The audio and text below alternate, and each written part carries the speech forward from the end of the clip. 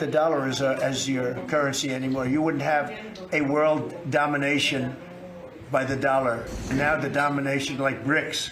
I told anybody who wants to be in Brics, that's fine, but we're going to put tariffs on your nation. Everybody dropped out. They're all dropping out of Brics.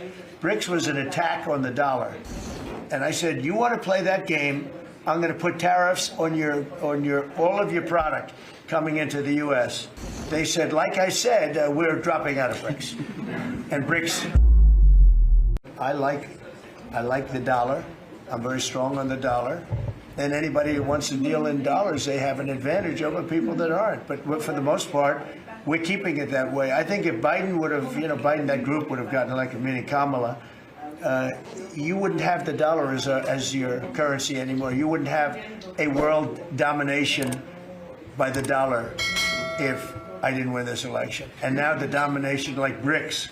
I told anybody who wants to be in Brics, that's fine, but we're going to put tariffs on your nation. Everybody dropped out. They're all dropping out of Brics. Brics was an attack on the dollar. And I said, you want to play that game, I'm going to put tariffs on all of your product coming into the U.S. They said, like I said, we're dropping out of Brics. And Brics is like, they don't even talk about it anymore. Scott, you want to add to that, please? We're very happy with the current currency arrangement. Mr. President, Your ABC fake news. Mr. President, Brian, please. First of all, I congratulations. don't take questions from ABC fake news. After what you did with Stephanopoulos to the Vice President of the United States, I don't take questions from ABC fake news. Brian, go ahead. Yes, sir. First of all, congratulations on achieving peace. You are indeed the peacemaker. On a lighter... Did you ever think I was going to be called a peacemaker? Actually, I did. I saw some of the actions you were doing.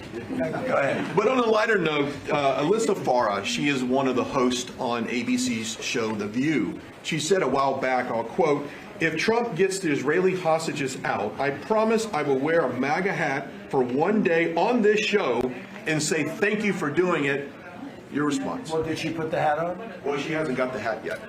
Who is it? Which one? Alyssa Farah. Okay. Well, she used to work for me. So she used to work here. I'll tell you about Alyssa. She worked here. She gave me the most beautiful letter when, the administration, the time came up, the election was rigged. I left. She gave me the most beautiful letter you've ever seen. I was a great president. What a great job. Some of the letters have been quoted. This is Alyssa, who I never thought was very outstanding. I figured she would not make it. And she didn't have a big role here either. And then we had January 6th, and she left after that or before that. But she gave me the most beautiful letters. And then even months after she left, and while we weren't here any longer, she sent another letter, glowing letter, beautiful letter.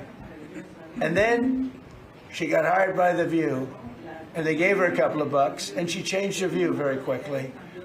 I never thought she'd make it. Never thought she had what it took in any way. You know what that means. But she's on The View. But it just shows what a fraud The View is, because this woman gave me letters and statements.